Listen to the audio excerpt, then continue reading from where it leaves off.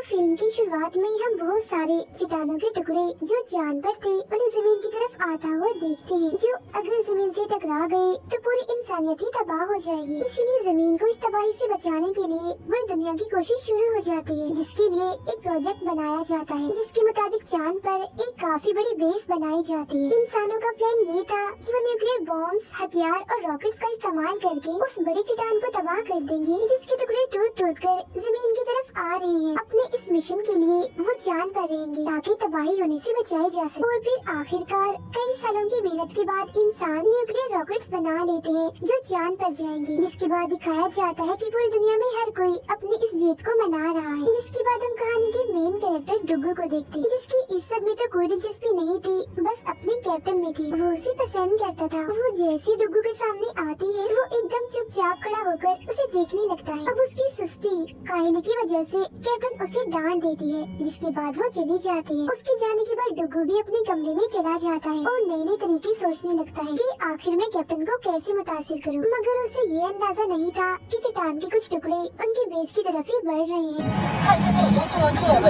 और उन लोगों के पास यहाँ बेस से निकलने का टाइम 20 मिनट से भी कम था। कैप्टन को फिर जैसे ही इस बात का पता चलता है तो वो सभी को ये जगह छोड़ने का कहती है, जिसके बाद सभी लोग वहाँ से भागने लगते हैं सिवाय डुगू के, क्योंकि वो तो अपने ख्यालों में खोया हुआ था। कुछ ही देर में सभी वर्कर्स बेस को छोड़कर रॉकेट्स की तरफ जाने लगते हैं, जिनमें बैठकर वो चांद से दूर जाने वाले थे। उधर जब डुगू स्क्रीन पर वार्निंग यानी चेतावनी का मैसेज देखता है तो समझ जाता है कि जरूर कोई गड़बड़ है। साथ ही वहाँ भगदड़ भी मची हुई थी, इसलिए सारी सूरत-ए-हाल समझते ही वो भी वहाँ से बाहर भागने लगता है ताकि अपने साथियों तक पहुँच सके। लेकिन वो देखता है कि सारे रॉकेट्स तो पहले ही उड़ गए हैं सिवाय एक के, जिसकी पायलट उनकी वो कैप्टन ही थी। तब डुगू गाड़ी काफी तेज चलाकर उस रॉकेट की तरफ जाने लगता है, जहाँ वो एक काफी बड़ी चोटी पर से होता हुआ हवा में उड़ने लगता है, लेकिन वो उसे पार नहीं कर पाता और एक जगह से टकरा जाता है। अब क्योंकि चट्टानों के टुकड़े काफी तेजी से उनकी तरफ बढ़ रहे थे, इसीलिए कैप्टन भी अपना रॉकेट उड़ाने पर मजबूर हो जाती है। और फिर जब डुगू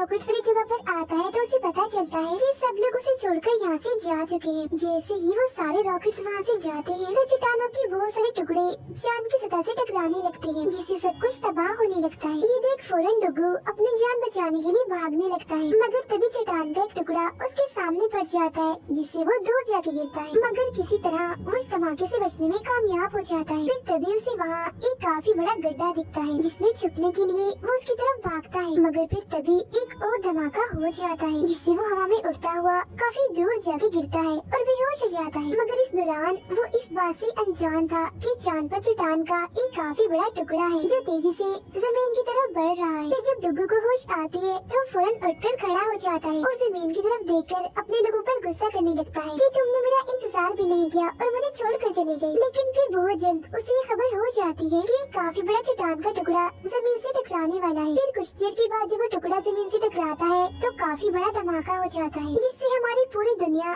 तबाह बर्बाद हो जाती है। ऐसा लग रहा था कि इंसानियत का खात्मा हो गया होगा, जिसके बाद जमीन बस एक जलता हुआ गोला ही लग रही। जो देख डुगू जो चांद पर अकेला रह गया था एकदम मायूस और नाउम्मीद हो जाता है। इसीलिए अब उसके पास वापस बेस में जाने के अलावा और कोई रास्ता नहीं होता। बेस में जाकर वो हर तरफ राब्ता करने की कोशिश करता है, मगर कहीं से भी उसे कोई जवाब नहीं आता, जिससे उसे एहसास हो जाता है कि वो बस अकेला ही इस दुनिया में रह गया है। जो सोच उसका दुख और बढ़ जाता है। साथ ही वो अपने मरने वाले साथियों को भी याद करने लगता है। अब यहाँ उसके पास इतना खाना था कि कम से कम उसकी मौत तक उसके लिए काफी था, जिसके बाद वो दोबारा से अपने ख्यालों की दुनिया में चला जाता है और सीधा जाता है कैप्टन के कमरे में, जहाँ उसे थोड़ा बहुत हौसला मिलता है। इसीलिए वो अपनी शेव करके अपने ख्याली दोस्त यानी कैप्टन के साथ खाना खाने लगता है। लेकिन इस दौरान उसे इस बात का पता नहीं होता कि जमीन पर किसी जगह कुछ लोग तबाही से बचने में कामयाब हो गए थे, मतलब वो जिंदा बच गए थे। जो स्क्रीन पर डुगू की ये उल्टी सीधी हरकतें देखकर परेशान हो रहे थे, जिनमें प्रेसिडेंट भी शामिल था, जो कैप्टन से कहता है कि तुम डुगू की खबर हर जगह फैला दो ताकि वो लोग जो जिंदा है जिन्हें मुश्किलात का सामना करना पड़ रहा है उनमें एक उम्मीद पैदा हो।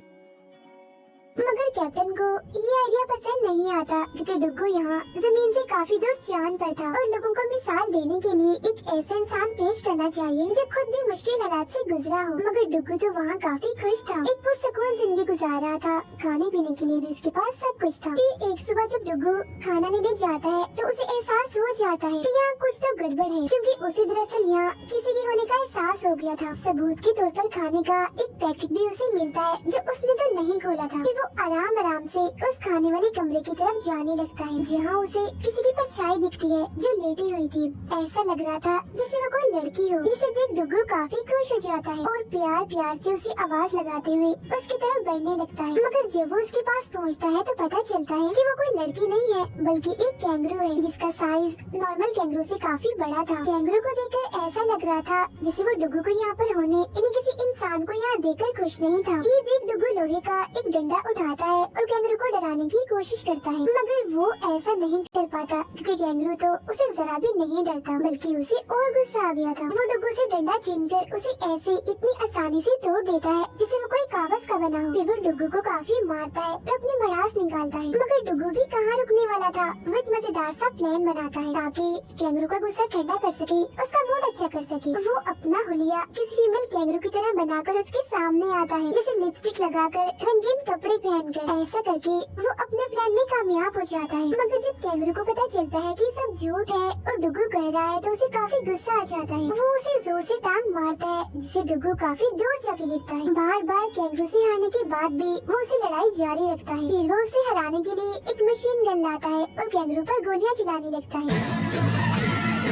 वो गोलियां छोटी छोटी प्लास्टिक की बॉल्स थी जो कैंगरू को लगते ही उसे वहाँ से भागने पर मजबूर कर देती है। वो वहाँ से भागता तो है मगर काफी तबाही भी मचा चुका था। लेकिन सूरत हाल तब बदल जाती है जब कैंगरू दोबारा लड़ाई के लिए तैयार हो जाता है। वो डुग्गू को ऐसे फंसाता है कि उसके पास भागने का कोई रास्ता ही नहीं होता। जो देख डुग्गू कैंगरू को थप्पड़ मार देता है जिस पर कैंगरू जवाबी हमला करता है और एक बार फिर उसे जोर से टांग मारता है जिससे वो दूर जाके गिरता है। इस वजह से डुग्गू को काफी गुस्सा आ गया था। वो अब उठता है और अपनी गन उठाकर कैंगरू पर हमला करने वाला होता है, मगर इससे पहले ही कैंगरू उसे पकड़कर उसके मुंह पर थप्पड़ मार देता है, जिसके बाद भी वो उसकी जान नहीं छोड़ता और काफी मारता है जिससे दोनों नीचे गिर जाते हैं, मगर दोनों को ज्यादा चोट नहीं आती। तभी डुग्गू एक चीज देखकर काफी हैरान रह जाता है कि जमीन पर जो सिग्नल्स उसने भेजे थे उसका जवाब आ रहा है, जो देख उसे उम्मीद मिलती है कि शायद जमीन पर इंसान अभी भी जिंदा है जो उस तबाही में बच गए थे। मगर वो इस बात से अनजान था कि ये सिग्नल जमीन से नहीं बल्कि कैंगरू के डिवाइस पर दुम लगने की वजह से आया है, क्योंकि उसे कोई भी अभी बचाने आने वाला नहीं था। वो लोग उसके लिए अभी स्पेसशिप नहीं भेज सकते थे। मगर इस सब से अनजान डुग्गू काफी खुश था, पर उम्मीद था और कैंगरू को भी वो ये दिखाता है कि बहुत जल्द हम अपनी जमीन पर वापस चले जाएंगे। लेकिन कैंगरू तो एक बार फिर उसे थप्पड़ मारकर नीचे गिरा देता है। अब डुग्गू को यहाँ चांद पर रहते रहते 200 दिन हो गई थी, जहाँ अब उसने कैंगरू के साथ प्यार से रहना भी सीख लिया था। साथ ही ये प्लान भी बना लिया था कि वो कैसे यहाँ से वापस जा सकता है। फिर वो कैंगरू के साथ बेस से निकलता है और रास्ते में उसे बताता है कि एक स्पेसशिप अभी भी चांद पर मौजूद है जिसका इस्तेमाल करके हम यहाँ से निकलेंगे और अभी हम उसी के पास ही जा रहे हैं। बहुत जल्द ये स्पेसशिप के पास पहुँच जाते हैं और कैसे भी करके उसे लाने में कामयाब हो जाते हैं। डुग्गू फिर उसे ठीक करने में लग जाता है, उसके टूटे हुए सारे हिस्सों को बदलने लगता है। लेकिन फिर उसे एक बड़ी मुश्किल का पता चलता है, जो ये थी कि वो स्पेसशिप सिर्फ 20 पाउंड का वजन ही बर्दाश्त कर सकता था। इसीलिए स्पेसशिप को चलाने के लिए उन्हें अलग सिस्टम की जरूरत थी। तब डुग्गू को याद आता है कि न्यूक्लियर सिस्टम अभी भी चांद पर मौजूद है, जो इन्हें चाहिए था ताकि वो उसका सिस्टम और पेट्रोल हासिल कर सके। इसीलिए वो दोनों बाहर आकर दूसरी साइड पर बनी रिसर्च बिल्डिंग की तरफ जाने लगते हैं, जहाँ वो पूरा न्यूक्लियर सिस्टम मौजूद था।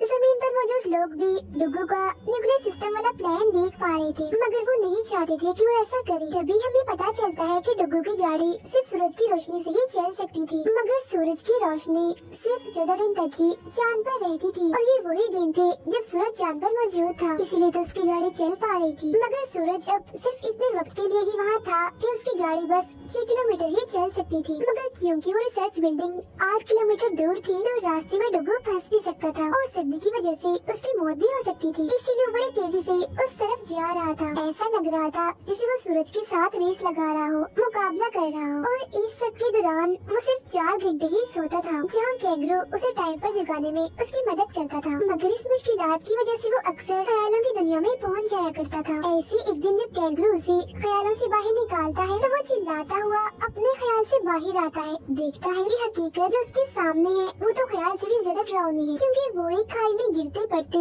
सतह पर आते हैं और फिर आखिरकार कई दिनों का खतरनाक सफर तय करने के बाद उस रिसर्च बिल्डिंग में पहुंच जाते हैं, यानी जहाँ न्यूक्लियर हथियार और सिस्टम मौजूद था। वो दोनों जल्दी से बिल्डिंग के अंदर जाकर बड़े ध्यान से आगे बढ़ते हैं। जल्द ही डुगू को वो न्यूक्लियर बॉम्ब मिल जाता है, जिसे वो नीचे उतारता है क्योंकि वो ऊपर लटका था। मगर तभी यहाँ कैंगरू को शैतानी सोचती है। वो कंट्रोल बटन को जोर जोर से दबाने लगता है, जिससे वो न्यूक्लियर बॉम्ब काफी तेजी से हिलने लगता है। इस बात से गुस्सा होकर डुगू उसे वैन में बंद कर देता है। वो न्यूक्लियर सिस्टम और बॉम्ब लेकर वापस बेस की तरफ आने लगते हैं, जहाँ इस बीच उसे ये भी ख्याल नहीं रहता कि वैन उसकी गाड़ी से अलग हो गई है, जिसमें उसने कैंगरू को बंद किया था। फिर कुछ दूर जाने पर वो आराम करने के लिए एक जगह गाड़ी रोक देता है और अपने कैंगरू दोस्त को चेक करने के लिए बाहर आता है। मगर देखता है कि वैन तो उसकी गाड़ी के साथ है ही नहीं। और वो चाह तो रहा था अपने दोस्त को वापस लाने का, मगर सूरज डूबने की वजह से वो ऐसा नहीं कर पाता और उसे ये कठिन फैसला लेना ही पड़ता है कि उसे ढूंढे बगैर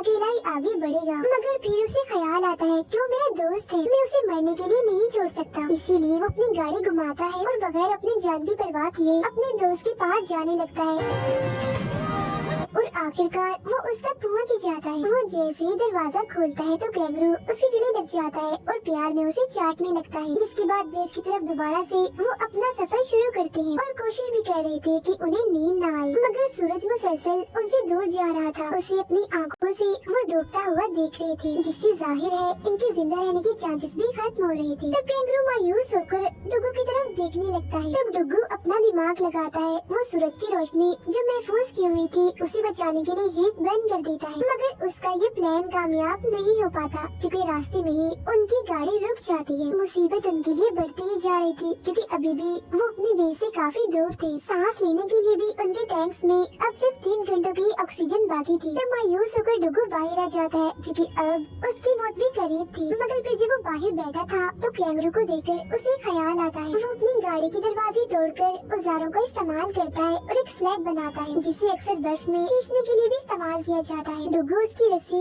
कैंगरू के साथ बांध कर खुद स्लेड पर चढ़ जाता है। फिर कैंगरू तेजी से भागता हुआ आगे बढ़ रहा था और ये लोग भी अपनी मंजिल अपनी बेस की तरफ तेजी से बढ़ रहे थे। लेकिन तभी उनके सामने एक काफी बड़ी खाई आ जाती है। तब डुगू कैंगरू को बगैर डरे छलांग लगाने का कहता है, जिसके बाद दोनों जल्दी हवा में उड़ने लगते हैं। जिस दौरान डुगू अपने गैस टैंक को खोल देता है और किसी हीरो की तरह हवा में वो और ऊपर उड़ने लगते हैं और आखिरकार उस खाई को पार कर लेते हैं। जिसके बाद वो दोनों न्यूक्लियर बॉम्ब और सिस्टम को बेस तक लाने में कामयाब हो जाते हैं। वो इस वजह से खुश हो रहा था, मगर उसे इस बात का पता नहीं था कि एक और चट्टान का टुकड़ा उनकी तरफ ही बढ़ रहा है। फिर जब वो रॉकेट को चलाने का सोचता है तो देखता है कि जमीन पर से दोबारा सिग्नल्स आ रहे हैं, जो देख उसकी खुशी का तो कोई ठिकाना ही नहीं रहता। लेकिन जब वो कैंगरू को सिस्टम के तारों के साथ खेलता हुआ देखता है तो उसे पता चलता है कि सिग्नल्स असली नहीं है बल्कि झूठे हैं और जो पहले वाले थे वो भी कैंगरू की दम की वजह से पैदा हुए थे। जो देख वो काफी दुखी और मायूस हो गया था क्योंकि उसे यही लगने लगता है कि इस दुनिया में मेरे अलावा और कोई जिंदा नहीं है। मैं इकलौता ऐसा इंसान हूँ जो जिंदा हूँ।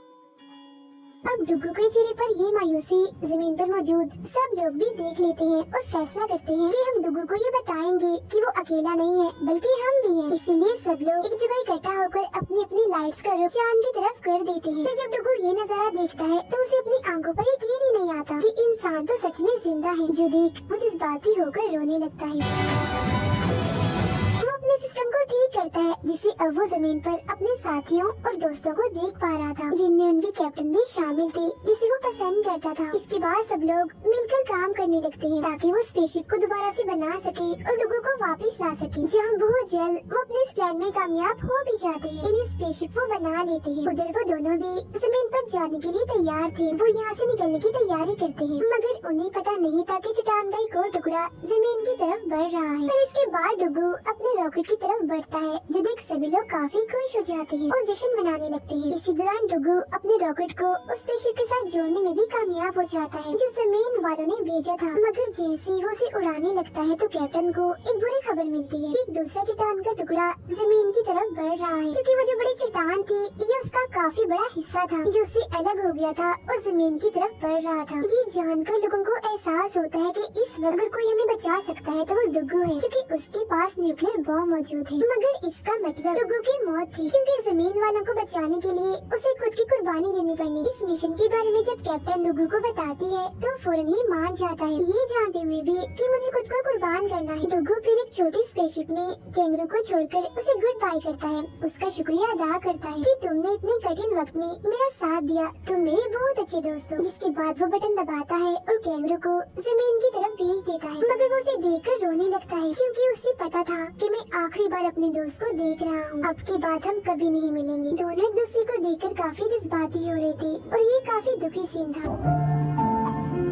मगर क्योंकि दुनिया को बचाने का सबसे बड़ा मिशन उसने पूरा करना था, इसीलिए वो चट्टान की तरफ बढ़ने लगता है जो सारी मुसीबत की जड़ थी। मगर तभी वो चट्टान के छोटे छोटे टुकड़ों के तूफान में फंस जाता है और कैसे भी करके उनके बीच से गुजरने लगता है और बच बच कर आगे बढ़ रहा था। मगर तभी चट्टान का एक टुकड़ा उसकी शिप से आके टकरा जाता है, जिससे वो बेकाबू हो जाता है। वो कंट्रोल से बाहर होता जा रहा था, जिसे डुगू कंट्रोल में करने की कोशिश भी कर रहा था। वो एक दरवाजा तोड़ देता है, जिससे थोड़ा बहुत शिप कंट्रोल में आ गया था। फिर जब वो शिप को चेक करने जाता है तो पता चलता है कि इंजन पूरी तरह से तबाह हो चुका है। तो अब डुगू ये फैसला करता है कि मैं ऐसे ही न्यूक्लियर बॉम्ब को उस चट्टान तक ले जाऊंगा, मतलब कि खींच कर, जिसका मतलब साफ था कुर्बानी, मौत। मगर क्योंकि उसने दुनिया को बचाना था तो अपनी जान की परवाह किए बगैर वो बाहर आता है, बॉम्ब को धकेलता हुआ उस बड़ी चट्टान की तरफ बढ़ने लगता है। बगैर किसी डर खौफ के वो लगातार आगे बढ़ते ही जा रहा था, जिस दौरान उसके सूट का भी बुरा हाल हो गया था। और अब आखिरकार वो उस चट्टान तक पहुँच ही जाता है। अपनी आखिरी वक्त में भी वो कैप्टन के बारे में ही सोच रहा था, जिसकी फौरन ही बाद डुगू समेत वहाँ एक काफी बड़ा धमाका होता है और वो चट्टान पूरी तरह से तबाह बर्बाद हो जाती है, जिससे जाहिर है डुगू की भी मौत हो जाती है। इसके बाद हम देखते हैं कि जमीन के सारे लोग बाहर आकर आसमान की तरफ देखने लगते हैं और डुगू के हौसले और कुर्बानी को याद करके उसकी तारीफ करने लगते हैं। वो उसे हीरो कह रहे थे, क्योंकि उसने खुद को कुर्बान करके इंसानियत को बचा लिया था। फिर कई सालों के बाद इंसान जमीन को पहले की तरह ही आबाद कर लेते हैं, जहाँ कैंगरू को भी साफ सुथरे माहौल में अपना घर दोबारा मिल जाता है। कैप्टन और उनकी टीम को भी दोबारा चांद पर भेजा जा रहा था, ताकि जमीन की हिफाजत करने के लिए वो अपना काम जारी रख सके। और इसी के साथ ही कहानी इधर ही खत्म हो जाए।